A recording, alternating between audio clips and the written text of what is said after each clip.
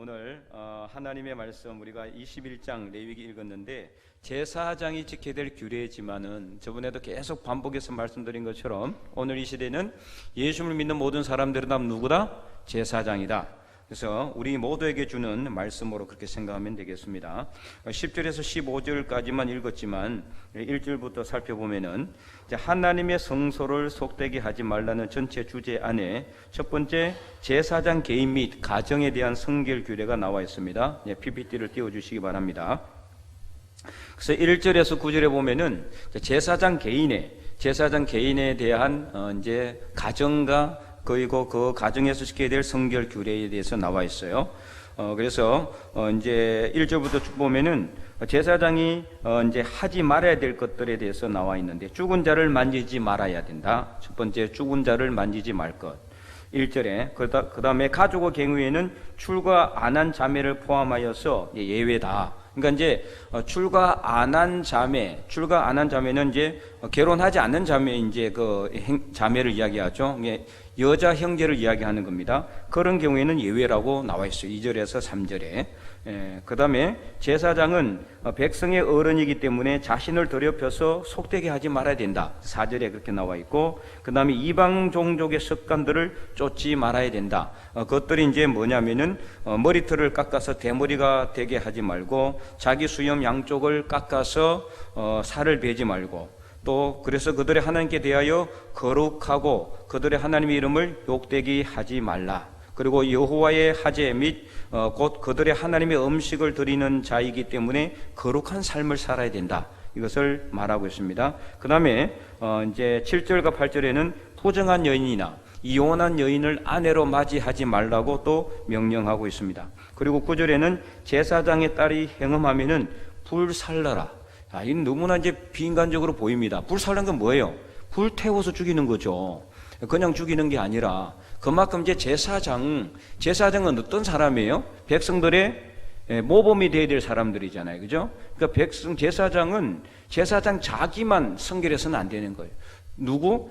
제사장 가족들도, 특별히 자녀에 대한 신앙교육을 철저하게 해야 된다. 철저하게. 그러니까 자녀들이 성적인 탈신을 하면은 불에 태워 죽이라고 명령하고 있을 정도로 이게 완전히 이제 본보기가 되도록 하는 거죠. 그래서 절대로 이런 짓을 하면 안 되는 그런 것을 대해서, 저번에도 말했지만 구약 시대에는 죄에 대해서 뭐가 없다? 이 용서가 없어요. 가차가 없어요. 죄를 지으면은 죄에 대한 대가를 그대로 톡톡하게 치러야 되는 시대가 바로 구약 시대였다. 하나님 믿는 삶이 그렇게 쉽고 이게 그냥 이게 뭐 대강 해서는 되는 그런 게 아니었단 말이죠. 우리는 지금 그에 비하면은요 얼마나 은혜로운 그런 좀 더 안 좋은 말로 하면은 너무나 편안한 쉬운 신앙생활을 하고 있다. 누구 덕분인가요? 예수님 덕분이에요. 예수님 덕분이에요. 예수님이 우리가 져야 될 모든 죄의 진가, 우리가 져야 될 수치심과 우리가 져야 될 창피함까지 다 지시고 십자가에 못 박혀 돌아가셨기 때문에 우리는 어떻게 보면은 좀 편안하고 쉬운 그런 신앙생활을 하고 있다라고 그렇게 볼 수가 있는 거죠. 이 시대 사람들은 너무나 불쌍한 거죠. 어떻게 보면은. 그죠? 딱 잘못하면 그냥 바로 죽는 거예요. 바로 죽어요. 그냥 이 용서가 없어요. 용서가 없다. 지금은 우리가 잘못해도 예수 이름으로 그냥 회개하면은 하나님이 다 용서해 주시니까 우리 중에 막 이렇게 죄를 지어서 죽는 사람이 뭐 여기저기 속출하는 게 아니잖아요. 이때는 많이 있을 것 같다. 몇 가지 예가 이제 나오잖아요. 그거는 아주 대표적인 경우만 나와 있는 거지 실제로도 많은 사람이 죄 때문에 죽지 않았을까 그렇게 생각을 하게 됩니다. 자, 그럼 이제 두 번째는 대제사장의 개인 및 이제 가정에 대한 성결 규례에 대해서 이렇게 나와 이제 우리가 봤고, 제사장의 개인 이제 1절에서 9절은요 누구에 대한 거예요? 제사장. 그 다음에 10절에서 15절은 누구에 대한 거예요? 대제사장이에요. 그러니까 좀 달라요. 제사장과 대제사장은 조금 다르다는 것을 알 수가 있다. 자, 그래서 두 번째 10절에서 15절은 대제사장의 개인 및 가정 성결 규례입니다. 자, 10절에서 15절을 보면은 이렇게 나와 있어요. 10절에서 11절에 우리가 읽었잖아요. 대제사장은 뭐를 풀지 마라? 머리를 풀어서는 안 됩니다. 머리를 풀지 말고. 자, 머리를 푸는 건 뭐를 의미할까요? 머리를 푸는 거는 꾸미는 것을 이야기하는 거예요. 세상의 어떤 그 향락에 따라서 막 내 머리를 갖다가 풀어가지고 막 이렇게 꾸미고, 이게 쉽게 말하면은 세상의 제약에 뭐 하지 마라? 물들지 말라는 것을 의미한 상징적인 의미를 가지고 있어요. 머리를 풀지 말라. 그 머리를 뭐 풀어서 뭐 그게 죄가 되느냐? 머리를 묶고 풀고 이게 아니라 머리를 푸는 것 자체가 세상 죄를 따라가는 것을 의미하고 상징한다라고 보시면 돼요. 그리고 옷을 어떻게 하라? 찢지 말라. 옷을 찢으면 안 돼요. 옷을 찢으면은 그 옷을 찢는 거는 이게 그 우리 회개의 의미로 옷을 찢는 그걸 의미하는 게 아니라 당시에 지금 아마 당시의 패션이 더 앞서갔던 것 같아요. 그러니까 당시에 이방 종족, 이방 종족을 따르는 사람들이 옷을 찢고 막 그런 걸 했다는. 요즘이 아니죠. 뭐 오래됐죠, 그죠? 지금은 이미 그 시대 지나갔죠. 청바지 찢어가지고 입고 다니는 사람들, 청바지를 왜 찢어가지고 입고 다니는지 이해가 안 돼요, 도대체. 비싼 옷을 사가지고 찢어가지고 돌아다니는, 입고 다니는 사람들이 더워서 그런가? 하여튼 간에, 어쨌든 옷을 찢지 말고. 그 다음에 부모의 시체에도 가까이 하지 말라. 자, 아까 제사장은 부모의 시체 가까이 해도 돼요, 안 돼요? 해도 된다고 나와 있죠. 그러나 대제사장은 부모의 시체도 가까이 가서는 안 돼요. 그 부모님 죽어도 돌아가셔도 장례 지낼 수가 있다 없다? 못 가는 겁니다. 그럼 대제사장 어디에서 해야 돼요? 자, 오늘 본문에 우리 읽었죠. 어디에서 나오면 안 됩니까? 12절 성소에서 나오지 말라 그랬어요. 그 대제사장은 늘 성소에서 하나님의 말씀을 듣고 하나님의 말씀을 묵상하고 그 다음에 제사를 집전하고 이 일만 하는 거예요, 대제사장은. 그래서 이게 정말 어떻게 보면은 매여 있는 삶이라고 볼 수 있지만은 하나님에게 매여 있는 삶이죠. 하나님에 매여 있는 삶. 대제사장은 또 제사장하고 또 다른 그런 더 엄격한 규례를 적용하고 있다. 그래서 성소에서 나오지 말고 성소를 속되게 하지 말라. 12절에 그렇게 되어 있습니다. 그 다음에 또 결혼할 때는 대제사장은 가부나 이혼당한 여인이나, 자, 여기 잘 봐야 돼요. 이혼한 여인이 아니라 어떤 여인이다? 이혼당한. 그러니까 뭐가 있다는 거예요? 흠이 있어서 이혼을 당한 여인하고는 결혼해서는 안 되는 거예요. 흠이 있어서. 그렇다고 해서 뭐 이혼한 여인하고 결혼해서 된다는 말은 없지만 반대로 해석하면은 가능성은 있다고 볼 수가 있는 거죠. 어쨌든 간에. 그 다음에 세 번째는 창녀를 아내로 삼지 말고, 누구만 아내로 삼을 수 있다? 처녀. 결혼하지 않는 처녀만 아내로 삼아야 된다고 나와 있어요. 자, 그러면 이제 12절에 우리가 읽었지만은 그의 성소에서 나오지 말며 그의 하나님의 성소를 속되게 하지 말라. 이는 하나님께서 성별하신 간유가 그 위에 있음이니라. 자, 이 말의 뜻은 무엇일까요? 자, 이게 이제 좀 해석이 필요한데, 성소에서 나오지 말며 그의 하나님 성소를 속되게 하지 말라. 이까지는 어떻게 보면 이해가 되는데, 이는 그 이유는 뭐냐? 하나님께서 성별하신 관유가 그 위에 있음이니라. 이 도대체 무슨 뜻인가? 이 말은 하나님께서 거룩하게 구별한 대제사장이기 때문이다라고 해석을 할 수 있습니다. 자, 대제사장은 위임식을 할 때 이게 모세가 뭘 발랐어요? 관유를 어디에 발랐습니까? 오른쪽 귀와, 그죠? 그 다음에 오른쪽 손가락과 오른쪽 발가락에 바르도록 돼 있죠. 관유를 발라요. 관유. 이 뭐냐? 하나님께 속했다라는 의미예요. 하나님께 속해 있다. 하나님께 속해 있는, 그러니까 하나님께서 특별하게 거룩하게 구별하여 하나님의 소유가 되었기 때문에 이 대제사장은 어떻게 해야 된다? 성소에서 나오지 말라. 그럼 성소 안에서만 살다는 뜻은 아닙니다. 자, 여기서 성소에서 나오지 말라는 것은 세상 속으로 들어가지 말라는 것을 의미하는 거예요. 세상적인 삶을 살지 말라. 세상적인 삶을 살고 속된 삶을 살지 말라. 그래서 세상적인 삶을 삶으로 그 하나님의 성소를 어떻게 하지 말라? 속되게 하지 마라. 만약에 대제사장이 세상에서 열심히 향락을 즐기며 살다가 성소에 들어가서 예배를 드린다면은 백성들이 그것을 보고 기뻐할 수 있거나 아니면 제대로 예배를 드리거나 그렇게 할 수 있겠어요? 안 되는 거죠. 하나님의 성소를 어떻게 하게 되는 겁니까? 그러면은 속되게 하게 되는 그런 역할을 하게 되는 거예요, 대제사장이. 그러니까 성소에서 나오지 말라는 것은 이 세상 속으로 들어가지 말라, 세상의 문화에 접하지 말고 세상적인 것을 탐하지 말라는 것을 의미하는 거예요. 그래서 늘 거룩하고 구별된 삶을 살아서 하나님의 성소를 이렇게 속되게 하지 않도록 거룩하게 구별하는 그런 이 책임이 대제사장에게는 있었다라는 것을 말하고 있습니다. 자, 그다음에 이제 두 번째, 그러면은 우리가 이제 15절 말씀에 읽었잖아요. 이래서 13절과 14절, 대제사장은 처녀를 데려다가 아내를 삼아야 되는데 이렇게 흠이 있는 여인을 아내를 삼지 말라는 이유는 뭐냐? 자, 15절에 그 이유가 나와 있잖아요. 그의 자손이 그의 백성 중에서 속되게 하지 말라. 그러니까 그렇게 함으로써 그의 자손이 그의 백성 중에서 속되게 하지 말지니, 이렇게 나와 있는데 도대체 이게 무슨 뜻인가? 자, 이 말의 뜻은 무엇냐면은, 이 말의 뜻은 대제사장이 흠이 있는 여인과 결혼해서 그 여인과 가정을 이룬다면은 과연 백성들이 보고 그 대제사장을 존경하든지, 아니면 대제사장이 성소에서 예배를 집전할 때 그 예배를 드리는 백성들이 제대로 예배 드릴 수 있겠어요? 네, 제대로 예배 드리기가 쉽지가 않죠.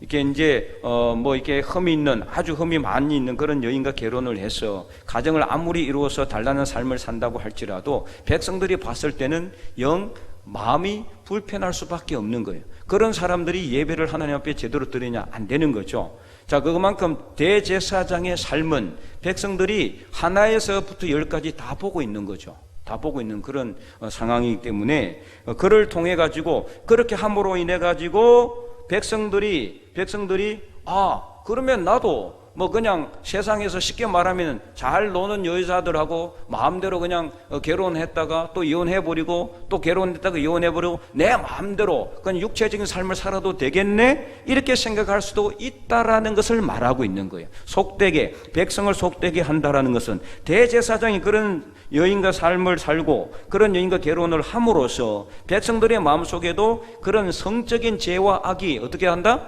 침투해 들어갈 수가 있는 거예요. 침투해. 그러니까 그걸 갖다가 아예 미연에 방지하는 거예요. 아예 미연에. 그래서 이렇게 쉽게 말하면 백성들의 말을 듣지 않도록 하는 거죠. 네.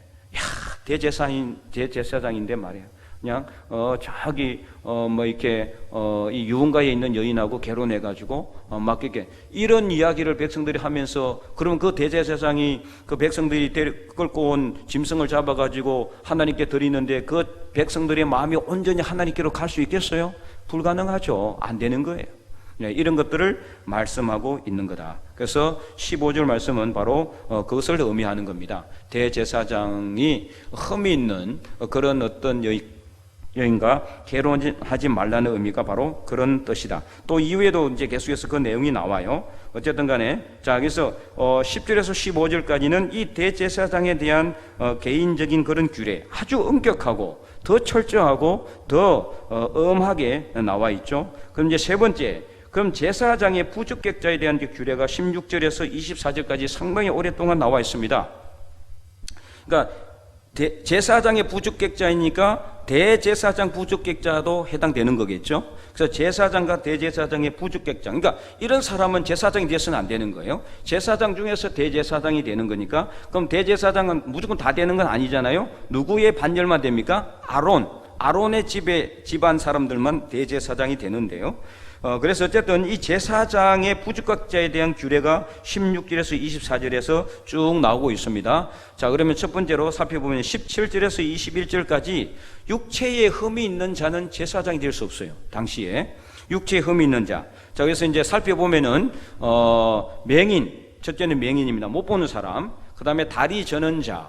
그 다음에 코가 불완전한 자. 자, 코가 불완전한다는 것은 뭘 의미할까요? 냄새를 못 맡는 걸 의미하는 겁니다. 냄새를 맡지 못해요. 하나님께 제사장과 대제사장이 하는 게, 제사장이 하는 역할이 뭡니까? 뭘 하는 거예요? 매일 아침과 저녁에 뭘 해요? 분향을 하죠, 분향. 분향의 향이 뭐예요? 향이 냄새가 있어요, 없어요? 냄새가 있죠. 제사장이 하나님께 물론 태워드리는 거지만 제사장이 먼저 냄새를 맡는 거예요. 냄새를 못 맡는다면 이게 분향을 해도 제가 제대로 분향을 할 수 있는지 없는지 모르겠죠, 그죠? 다리가 불완전 자도 마찬가지. 다리가 불완전하면서 제대로 하나님 성소 앞에서 서서 이렇게 제대로 예배를 집전할 수 있겠어요? 불가능하죠. 힘이 드는 거죠. 자, 다 이유가 있어요. 이유가 있고, 맹인 못 보는 사람이 어떻게 예배를 집전할 있어요, 없어요? 못합니다. 자, 성소 안에는 누구만 들어갈 수 있다? 제사장만. 누가 둘이 들어가요? 셋이 들어가요? 혼자 들어갑니다. 옆에서 누가 도와줄 수가 없어요. 그 맹인이면은 제사장으로서 역할을 감당할 수 있겠어요? 없겠어요? 절대로 못합니다. 불가능한 거예요. 불가능하죠. 다 이유가 있어요. 그 다음에 지체가 더한 자도 안 됩니다. 지체가 더한 자도 안 되고, 그 다음에 발 부러진 자, 손 부러진 자, 다 마찬가지죠. 이게 몸이 불편한 상태에서 제사를 집전하기가 너무 어려워. 지금은 목사님들이 뭐 이렇게 집전을 하면은 뭘 해가지고 뭘 자꾸 이렇게 아니잖아요. 그죠? 이렇게 올라와서 이게 예배 인도만 하면 되지만은, 당시에는 제사장이 어떻게 해요? 직접 어떻게 합니까? 예물을, 짐승을 잡고 그것을 각을 뜨고 태우고, 이거 다 제사장이 하는 일입니다. 피를 뿌리고, 피를 바르고, 피를 갖다 버리고, 똥을 치우고, 이 모두 다 제사장이 하는 일이에요. 엄청나게 일이 많았어요. 그러면 또 성소 안에 들어가서 뭘 관리해야 돼요? 등불을 관리하고, 분향을 향을 갖다가 내야 되고, 이런 것들을 다 관리하려고 그러면은 몸이 불편한 사람은 할 수 있겠어요? 없겠어요? 못합니다. 불가능합니다. 그걸 만약에 백성들이 밖에서 본다면은 그게 백성들의 마음이 편할까요? 안 편할까요? 아주 불편하겠죠. 예. 힘들기도 하지만, 본인도 힘들지만, 보는 백성들에게 있어서는 마음이 불편하면은 하나님께 영광이 되겠습니까? 안 되는 거죠. 하나님께 온전히 마음을 돌릴 수가 없는 거예요. 이게, 야, 하나님이 왜 이렇게 지체가, 몸에 지체 장애가 있는 사람들을 차별하시나? 이렇게 생각할 수 있지만 절대 그렇지 않습니다. 절대 그렇지 않아요. 차별을 한다 안 한다, 그걸 떠나기 전에 누구 앞에 서야 됩니까? 하나님 앞에 서는 겁니다. 하나님 앞에는 사람의, 인간의 어떤 본성이나 인간성, 이거는 따질 수 있는 게 있어요, 없어요? 따질 수가 없는 겁니다. 하나님 앞이기 때문에. 하나님 앞에서 누굴 구별하고 차별하고 장애가 있고, 이거는 우리는 지금은 워낙 자꾸 사람의 어떤 사람의 뭐 이렇게 인격, 사람의 어떤 그런 것들을 자꾸 하다 보니까 인간 중심의 예배도 많아졌고, 그러다 보니까 인성을 존중하고 막 인간성 이것만 자꾸 하다 보니까 그렇게 됐지만은 절대로 그렇지 않습니다. 인간성 이전에 먼저 하나님 앞에 서야 되는 게, 이게 더 중요한 거예요. 이게 더 중요한 거죠. 사실 하나님 앞에서 인간은 아무것도 아니에요. 사실은 뭡니까? 피조물입니다. 똑같은 피조물입니다. 동물이나 식물이나 다 하나님의 피조물 중에 우리는 한 부류예요. 다만 인간을 하나님이 특별하게 선택하셔서 그 코에 영혼을 하나님께서 생기를 불어 넣으셔서 하나님의 일을 하게 하신 은혜를 받았을 뿐이지, 그런 인간이 하나님 앞에 왜 우리 인간성을 갖다 존중해 주지 않느냐라고, 인격을 존중해 주지 않느냐고 따질 수 있습니까? 없습니까? 못 따지는 겁니다. 따져서는 안 되는 겁니다. 하나님을 확실히 안다면은 이런 이야기는 할 수가 없어요. 예, 이런 이야기 할 수가 없는 거죠. 그래서 어쨌든 간에 다 이유가 있다. 이렇게 눈에, 그 다음에 계속해서 보면은 발 부러진 자, 손 부러진 자, 등 굽은 자, 키 못 자란 자, 눈에 맥박이 있는 자, 키 작은 자라고 안 해서 정말 감사한 것 같아요. 그래서 뭐 나는 여기 서기에 참 불편할 것 같은데, 키 작지 못한 자이기 때문에. 네. 그 다음에 눈에 맥박이 있는 자, 눈에 맥박이 있는 자는 이제 눈에 문제가 있겠죠, 그죠? 잘못 보는 거예요. 이제 그것도 힘든 거죠. 섭진이나 버짐이 있는 자, 그러니까 섭진이나 버짐이 있으면 어떻게 해요? 사람들이, 백성들이 보기에 아주 불편하죠. 예, 불편한 거예요. 그러니까 자, 결론은 뭡니까? 하나님께 영광이 되느냐 안 되느냐. 만약에 이런 사들이 서도 하나님께 영광이 된다면 하나님께서 어떻게 하셨겠어요? 서라고 했겠죠, 당연히. 그러니까 안 되니까, 하나님께 영광이 되지 않으니까, 백성들의 마음이 불편하게 되니까, 그러니까 하나님께서 미연에 방지시킨 거라고 보시면 되겠습니다. 특별히 뭐 지체가 문제가 있는 장애가 있는 사람을 하나님이 차별한 것은 절대로 아니다. 아니란 것을 우리가 어떻게 알 수 있습니까? 이미 예수님께서 이 땅에 오셔가지고 지체가 있는 사람이나 그런 사람들을 차별했습니까? 절대로 안 했죠. 자, 요한복음 9장, 9장 3절 한번 보겠습니다. 요한복음 9장, 신약 성경 요한복음 9장을 한번 보도록 하겠습니다.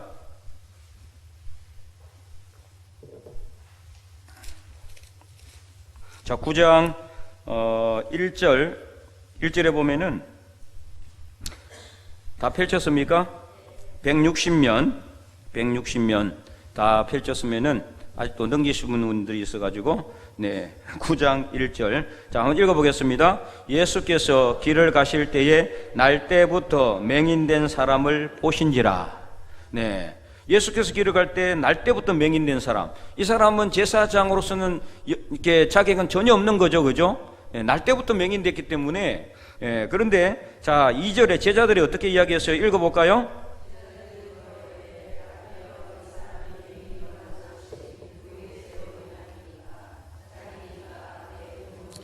그 당시까지만 해도, 예수님 당시까지만 해도 이렇게 장애가 있어서 태어난 사람은 뭐라고 생각했어요?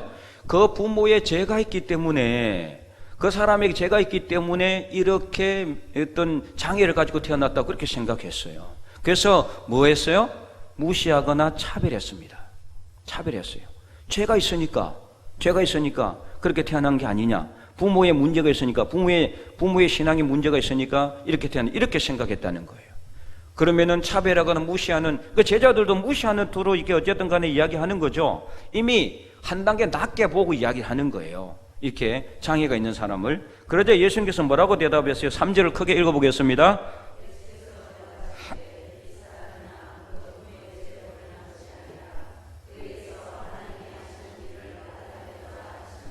아멘. 지금 이 예수님은 하나님하고 다른 분입니까? 갑자기 물으니까 답을 못해요. 하나님과 동등하신 분이죠. 하나님 자신입니다. 예수님은 하나님 자신이에요. 하나님께서 하신 말씀이나 똑같습니다. 하나님이 하신 일을 나타내고자 하심이라. 이 장애가 차별이나 어떤 무시를 당할 것이 아니라는 것을 분명히 말하고 있는 거죠. 예수님은 절대로 그래서 장애 있는 사람들을 차별하지 않았어요. 오히려 더 귀하게 여기고 이 사람들을 더 예수님께서는 오라 그러고 그들을 낫게 해주시고 고쳐주시고, 그 다음에 그들에게 말씀을 전하시고 먹을 것을 주셨다. 그래서 우리는 하나님께서 이렇게 제사장이 되지 못해야 될 사람들에 대해서 이제 말하는 것이 장애인에 대한 차별이 절대로 아니다. 그것을 분명히 알아야 됩니다. 철저하게 뭐 중심이기 때문에 하나님 영광을 가리지 않도록 하기 위한 것이기 때문에 어쩔 수 없는 조처였다. 그렇게 여러분들이 이해를 하시면 되겠습니다. 자, 그래서 계속해서 보면은 그래서 이제 섭죄냐 버짐 있는 자, 고안 상한 자, 기타 흠이 있는 자는 제사장이 될 수가 없다. 그래서 이들을 통해 가지고 또 역시 아까 우리가 읽었잖아요. 15절, 21장 15절, 그의 자손이 대제사장이 흠 있는 여인을 아내로 삼음으로 인해서 그의 자손이 그의 백성 중에서 속되게 하지 말지니. 그러니까 백성들이, 예를 들어서 제사장이, 여러분 생각해 보세요. 제사장이 흠이 있고 문제가 있어요. 이게 어떤 몸에 어떤 그 장애가 있어가지고 어떤 문제가 있는 상태에서 만약에 제사장이 된다 그러면은 그 백성들이 봤을 때도, 그렇죠, 백성들이 봤을 때 그 마음이 불편하지 않겠습니까? 영 마음이 편하지는 않을 것 같아요. 그러니까 목회자들도 마찬가지거든요. 목사님들이 강단에 서가지고 그 설교를 할 때 하나님께서 여러분의 질병을 고쳐주실 것이라고 이렇게 설교를 하는데 본인 자신이 몸이 안 좋아가지고 콜록콜록 하면서 다 죽어가면서 그렇게 이야기를 하면은 과연 여러분들이 그 말씀을, 설교를 듣고 은혜가 될까요, 안 될까요? 솔직하게 이야기해봐요. 은혜가 안 되죠. 그러니까 은혜가 되겠어요? 은혜가 안 됩니다. 자신은 몸이 안 좋아가지고 콜록콜록 하면서 이렇게 하나님께서 병을 고쳐주신다고 자기는 고치짐을 받지 못하면서 어떻게 백성들한테, 우리 회중들한테 하나님께서 병 고쳐준다고 이야기를 하겠어요? 말 못하는 거예요. 말을 해도 힘이 없어요. 능력이 안 들어가는 거예요. 듣는 사람도 마음 불편할 수밖에 없어요. 그래서 목회자들은 아프면 안 되는 거예요. 저도 아플 수가 없는 거예요. 아플 수가. 아프고 싶어도 못 아파. 이게 아파도 안 아픈 채. 지금까지 하나님께서 은혜를 더해 주셔가지고 저는 지금까지 아픈 적이 그렇게 있는 건 아니었지만은 뭐 크게 감기에 걸린 적도 없고 어디 여기저기 다친 적도 없어서 참 감사한데, 이게 목회자들은 그래서 철저하게 건강 관리를 해야 되는 거죠. 어떻게 보면 다쳐서도 안 되고 또 아파서도 안 되는 거예요.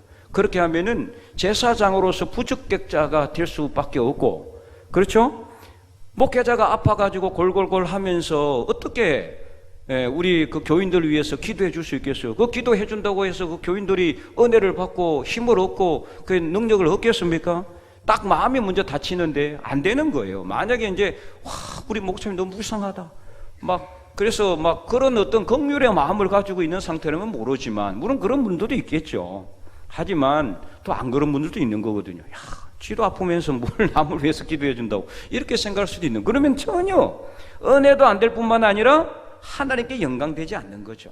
영광되지 않는 거예요. 그래서 저도 어떻게 하든 제 몸을 잘 관리하기 위해서, 우리 몸은 어때요? 저뿐만이 아닙니다. 그죠? 아까도 얘기했지만 나만 제사장이에요? 여러분도 제사장이에요. 그렇잖아요. 자, 내가 하나님 백성이야, 제사장이야, 내가 예수님 믿어. 그러면서 내가 예수 믿는다고 열심히 교회 나가는데 늘 아파가지고 힘들어하면은 다른 사람들이 봤을 때도 그렇게 큰 은혜가 되지 않을 수가 있어요. 그렇다고 해서 물론 아프면서 안 아프다고 그렇게 이렇게 이제 할 필요는 없고, 물론 또 어렸을 때부터 몸이 연약해서 정말 하나님 은혜로 지금까지 잘 살아오신 분도 있긴 있어요. 그러나 어쨌든 간에 이 아픔이나 그런 것들이 하나님 앞에서 잘못된 것은 아니지만, 그러나 이 제사장으로서는 백성들의 마음을 힘들게 하거나 아프게 해서 하나님께 영광되지 못한다면 그것도 문제가 있다는 것을 의미하고 있는 거예요. 그래서 이제 이렇게 흠이 없는 그런 어떤 그 사람이 하나님 앞에 서야 된다는 것을 결론적으로 뭐를 의미하느냐? 하나님 앞에 설 때는 흠 없이 점 없이 거룩한 삶을 살아야 된다는 것을 의미하는 것이다. 이게 바로 영적인 교훈이에요. 육체적으로만 해석해서는 안 되는 거예요. 육체적으로만. 그래서 분명한 영적인 교훈은 뭐냐? 하나님 앞에서 우리가 흠이 없이 점 없이 아름다운 거룩한 삶을 살아가는 것이 중요하다는 것을 하나님께서는 계속해서 강조하고 있다. 자, 그것을 뭘 통해서 알 수 있느냐? 자, 만약에 하나님께서 이 흠이 있거나 점이 있는 제사장의 어떤 그 사람을 갖다가 제사장의 사람을 갖다가 만약에 차별하는 것이라면은 아예 성소에 나오는 음식도 먹지 못하게 했을 텐데, 22절을 읽어보겠습니다. 22절 말씀에 시작. 그는 그의 하나님의 음식이 지성물이든지 성물이든지 먹을 것이나 먹도록 했잖아요. 하나님의 은혜를 먹을 수 있도록 하나님께서 길을 열어준 거예요. 자, 여기서 말하는 이 사람들은 누굽니까? 제사장 자녀예요. 그죠? 대제사장의 자녀 또는 제사장의 자녀, 아들 중에서 그 중에서 이렇게 흠이 있거나 만약에 문제가 있으면은 다만 제사장으로서 성소 안에 들어와서, 제사장은 맞지만 성소 안에 들어와서 집전을 하거나 뭔가를 하지 말도록 그것만 이렇게 막아놨지, 제사장이 먹을 수 있는 지성물의 음식이나 성물의 음식은 먹을 수 있다 없다? 먹을 수 있는 거예요. 이거는 다른 평민이 먹을 수 있습니까? 못 먹는 거예요. 못 먹어요. 자, 그러니까 이것을 통해서 보니까 뭘 우리가 알 수 있습니까? 하나님이 이렇게 장애가 있는 사람을 차별한 것은 아니라는 것을 분명히 알 수가 있는 거예요. 다만 예배 드리는 그 부분에 있어서만 이것을 오히려 특별히 하나님께서 막아 놓으셨다. 이거는 오히려 어떻게 보면은 그 제사장의 아들인데 어떤 문제가 있어요. 날 때부터 맹인으로 태어나는 경우도 있잖아요. 그러면 제사장이지만은 제사장으로서 역할을 할 수는 없지만 그 음식을 먹을 수 있도록 한 것은 삶에 살아가는데 모든 문제는 전혀 어려움이 없도록 하나님께서 배려해 주시는 거죠. 특별히 또 그런 제사장이 당시에는 지금하고는 상황이 많이 달라요. 지금하고는 그때 당시만 해도, 지금 예수님 때만 해도 흠이 있으니까 바로 본인의 죄 때문입니까? 아니면 부모님의 죄 때문에, 이렇게 제자들이 묻는 것처럼 당시에는 누구든지 문제가 있으면은, 육체 결함이 있으면은 죄 때문이라고 생각했는데, 특별히 제사장이 이렇게 흠이 있거나 점이 있으면은 더 백성들이 눈여겨볼 수밖에 없는 거죠. 그러니까 아예 처음부터 무시하거나 차별당하지 않도록 하시는 하나님의 특별한 배려가 숨어 있는 것이라고 볼 수도 있는 거죠. 그러한 사람이 이 제사장 한다고 이렇게 사람들 앞에 나서서 사람들에게 무시당하고 차별당하고 이렇게 손가락질 당하지 않도록 하나님께서 오히려 그런 사람들을 보호하는 장치라고 볼 수도 있는 겁니다. 반대로 생각한다면은. 그래서 이 말씀을 보면 22절, 23절까지 보면은 휘장 안에 휘장 안 하면 못 들어가는 거예요. 휘장 안에 못 들어가고 제단에 가까이도 하지 못하지만 이는 그가 흠이 있기 때문에 그렇게 하는 것이고, 이와 같이 내 성소를 더럽히지 못할 것은 나는 그들을 거룩하게 하는 여호와. 이것을 계속 하나님이 강조하고 있잖아요. 그건 내가 그들을 차별하고 싶어서 차별하는 것이 아니라 하나님 자신이 거룩한 여호와 하나님이시기 때문에 그런 사람이 가까이 오지 못하도록 함으로써 백성들로 하여금 무시당하거나 손가락질 당하지 않도록 하고 하나님의 거룩함이 손상되지 않도록, 속됨을 받지 않도록 하고자 하시는 하나님의 거신 뜻이 있다. 결론은 뭐냐? 다 하나님 앞에 우리가 거룩하고 흠없는 삶을 살아야 된다는 것을 말하고 있는 겁니다. 자, 그래서 이제 왜 육체에 흠이 있는 사람은 제사장이 될 수 없도록 하였고 어떻게 적용해야 되는가? 우리 오늘날 우리는 그럼에도 불구하고 지금 이제 우리는 이제 그 장애가 있는 분들도 목회자가 있죠. 예, 목회자가 있습니다. 예, 그런 분들에게는 그럼 어떻게 해야 되느냐? 방금 이야기한 것처럼 이 말씀의 근본적인 의미는 하나님께 영광이 되도록 하는 것이다. 장애가 있더라도 하나님께 영광이 된다면 아무 문제 없습니다. 그리고 지금의 제사장에 해당하는 목사들과 당시의 제사장은 하는 역할이 너무 달랐어요. 너무나 일부분만 중복이 된 부분이지 당시의 제사장은 많이 움직였잖아요. 노동도 했습니다. 그렇기 때문에 어떤 육체의 장애가 있는 상태에서는 온전하게 그것을 잘 아름답게 백성들이 봤을 때 편안하게 집전할 수가 없는 거예요. 그런 어떤 문제가, 그런 어떤 차이가 있다. 그래서 지금은 우리는 예수님을 통해서 장애가 있든 장애가 없든 간에 다 어떻습니까? 하나님 앞에 똑같은 사람들입니다. 지금하고는 완전히 다르죠. 이때는 예수님이 없는 시대였잖아요. 지금은 어떤 시대입니까? 예수님이 이미 오셨고 우리를 위해서 십자가에 못 박혀 돌아가셨고 우리의 모든 육체의 흠과 육체의 장애까지 다 지고 가셨기 때문에 그 예수님으로 인해 가지고 우리 삶 속에 있는 모든 그런 것들이 다 용서되었고 사라졌고 해결된 것이라고 볼 수가 있는 겁니다. 그렇기 때문에 지금은 누구든지 육체의 흠이 있어도 얼마든지 예수님의 이름으로 나간다면은 다 제사장이 될 수가 있는 겁니다. 누구 때문에요? 예수님 때문에, 예수님의 십자가의 죽으심의 은혜 때문에 누구든 다 가능하게 된다. 이렇게 적용할 수가 있겠죠. 자, 그래서 이제 결론적으로 오늘 말씀을 통해서 주시는 교훈을 우리가 살펴보도록 하겠습니다. 첫 번째, 우리 큰 목소리 읽어보도록 하겠습니다. 우리는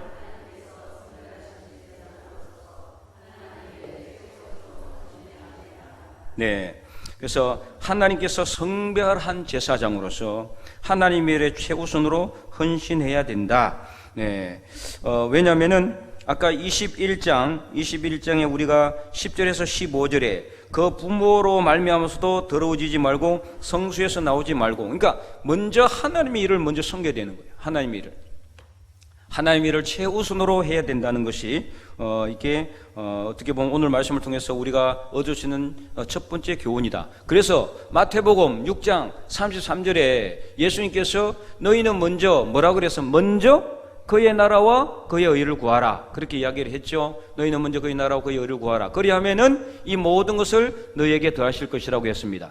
또 예수님께서 제자들 중에 이렇게 이제 예수님을 따르라고 했을 때 한 사람이 내가 먼저 우리 부모님을 장사하게 허락하시고 그럼 내가 우리 부모를 장사하고 나서 내가 와서 예수님 따르겠습니다. 그러니까 그 예수님 그걸 갖다 예수님 뭐라고 그랬어요? 죽은 자들로 죽은 사람을 장사하게 하고 너는 나를 따르라고 했죠. 그 다음에 어떤 사람이 이게 뭐 이 정도만 하고 너무 많이 이야기하면은 좀 시간이 오래 가니까 예수님께서 하신 말씀의 근본적인 이게 말의 의미가 뭐예요? 먼저 하나님의 일을 해라. 하나님 일을 하라. 그러면은 다른 것은요 어떻게 된다? 자연스럽게 다 이루어지게 돼 있는 거예요. 하려고 한다고 하지 않아도 하나님께서 하게 하시는 겁니다. 그래서 우리는 하나님을 먼저 해야 된다. 하나님 일을 먼저 해야 되는 제사장이다. 이것을 여러분들이 깨달으시고 하나님의 일을 우선적으로 헌신하는 그런 사람들이 되시기를 바랍니다. 자, 두 번째 읽어보도록 하겠습니다. 우리는 사람들에게 거룩하고 구별된 삶의 모범이 되어야 될 제사장들이다. 믿습니까?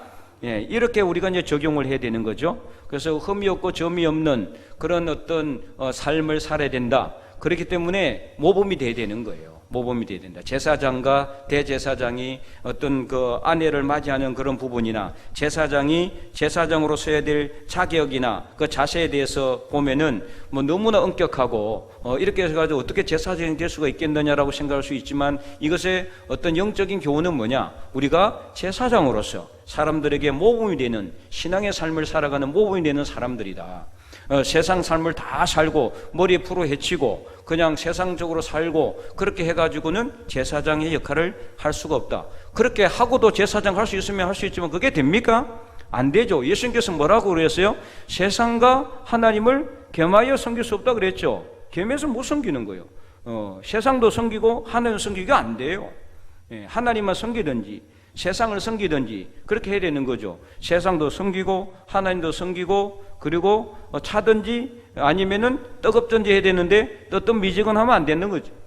그래서 우리는 항상 모범이 되어야 될 제사장으로서 역할을 감당해야 된다. 자, 세 번째 교훈은 읽어보겠습니다. 우리는 하나님 앞에서 흠이 없는 제사장이 되어야 합니다. 자, 흠이 없는 것은 육체적인 흠을 의미하는 게 아니라 신앙적인 흠을 의미하는 거예요. 신앙적인 흠. 그래서 우리가 받으신 영적 교훈은 그래요. 자, 육체 흠을 이야기한다 그러면 내가 아까도 저는 건강하다고 이야기했지만 그렇다고 제가 흠이 없습니까? 없는 게 아니죠. 저도 흠이 많아요. 육체적. 여러분은 어떻습니까? 여러분도 흠이 많죠. 다리도 아프고 허리도 아프고 뭐 언제나 내가 지금 막 하나도 난 아픈 사이가 없다. 손 들어봐요. 아무도 없죠. 아마 여기서 아마 제가 가장 건강하지 않을까 싶어요. 그래도 그나마 키 좀 작은 거 빼고는 그래서 다 흠이 있습니다. 그러나 우리는 아무리 내 육체의 흠이 있지만은 그 육체의 흠을 통해서 하나님이 뭘 주시느냐? 사도 바울은 육체의 흠이 있었어요, 없었어요? 있었어요. 그게 뭐라고 그랬어요? 육체의 가시를 내게 주셨으나 내게 주셨지만은 자, 그래서 육체의 가시를 없애해달라고 몇 번? 3번이나 주님께 간구했지만 없애달라고 주님께서 뭐라고 그랬다? 내 은혜가 내게 족하다. 이렇게 했어요. 야, 이게 육체의 흠이 있는데 그 흠이 있는 것이 그 하나님의 은혜가 족하다? 주님의 은혜가 족하다? 이게 도대체 무슨 말이냐? 그래서 이제 사도 바울이 나중에 그걸 깨닫죠. 이는 내가 약함으로 인해서 그리스도가 강하기 때문이다. 그렇게 했어요. 이는 내가 약한 데서 예수님이 강하기 때문에, 즉 내가 육체의 가시가 있으니까 육체의 가시가 있는 만큼 어떻게 합니까? 하나님께 간절히 기도할 수밖에 없는 거죠. 약하니까. 아무 문제 없고 완전 퍼펙트한 건강한 사람이 있으면은 기도할까 안 할까요? 기도할 필요가 없겠죠. 뭐 다 내가 아무 문제 없는데 뭐 왜 기도하겠어요?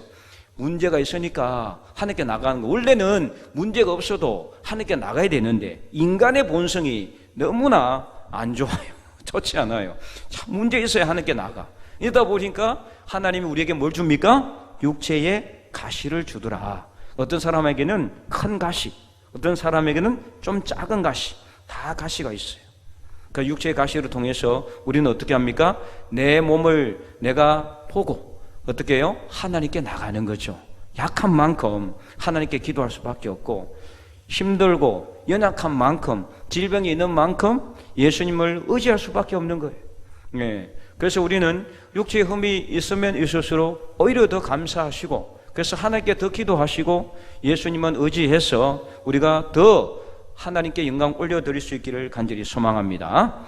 그래서 흠이 없는 육체의 흠이 없는 게 아니라 우리 신앙의 믿음의 흠이 없는 제사장으로서 하나님 앞에 서는 그런 삶을 살아가서 더 큰 하나님의 영광을 준비하는 저와 여러분이 될 수 있기를 주님의 이름으로 간절히 축원드립니다.